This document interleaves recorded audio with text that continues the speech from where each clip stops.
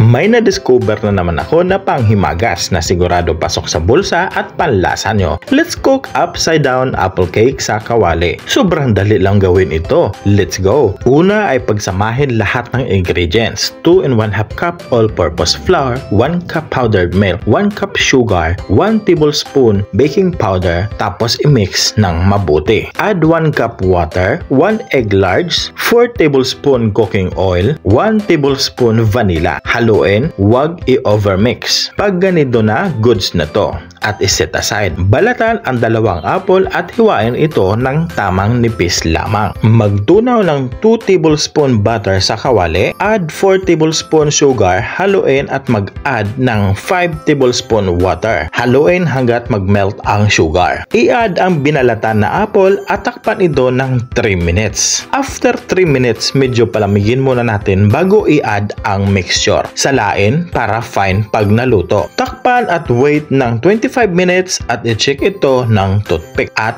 balik ta rin. Magtunaw ng 1 tablespoon margarine para di dumikit at wait ng 3 minutes. Oras na para tikman. Promise, sobrang sarap nito. I suggest guys, pag nagluto kayo nito, make it sure na sa non-sticky pan nyo gawin para mas maganda ang presentation. Yummy!